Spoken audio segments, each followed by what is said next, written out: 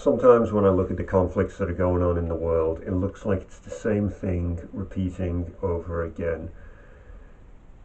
And that same conflict that's repeating is the conformists versus the non-conformists.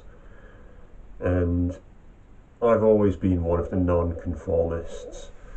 And what that meant is that I was never afraid to confront any opposing ideas, or I was just never afraid of anything that was different, or anything that was a bit weird or strange, or anything which offended people.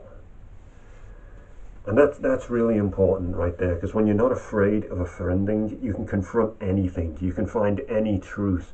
Nothing is off the table for discussion because it's not going to offend anyone. And if you start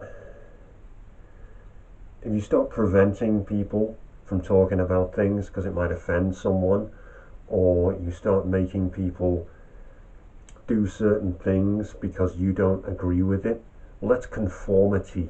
You're making people conform to you.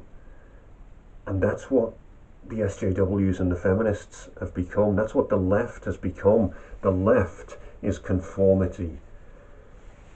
I don't know if the right is non-conformity, but the left is definitely being significantly more conformist. And the problem with conformists is they always force other people to conform to them.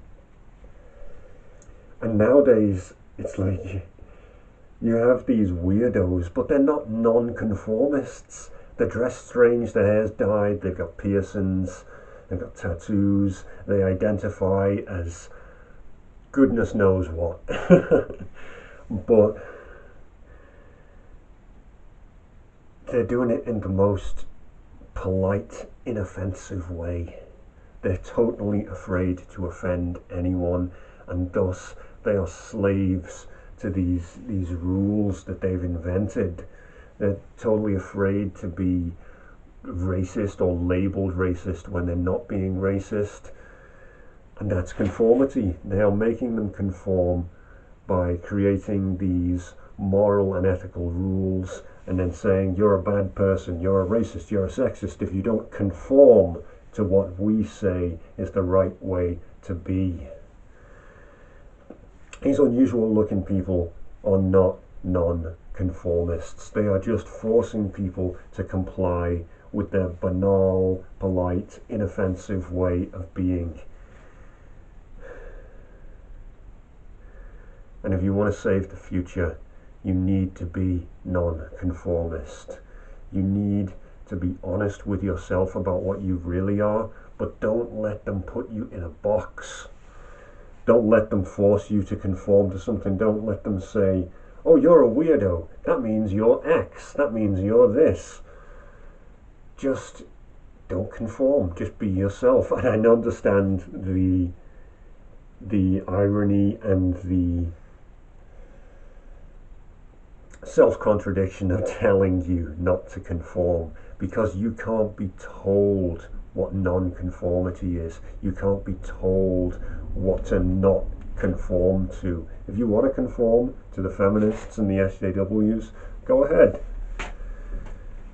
But to truly be a non-conformist, you have to be thinking for yourself, and nobody can tell you how to do that, or rather, nobody can tell you what to think. There are methods of how to do it, certainly, but the conclusion must always be your own. You must always be following your own North Star. And I would go so far as to say that forcing people into conformity is unethical and immoral from a non-conformist standpoint. It is more ethical and more moral to be non-conformists because that respects freedom. That respects people's own freedom of choice. When you're forcing people to conform to what you think is right, that's downright immoral and unethical. Non-conformity is the only way to be free, is the only way to be ethical and moral, and it is the only way to save the future. If you're receiving this broadcast, you are the non-conformists.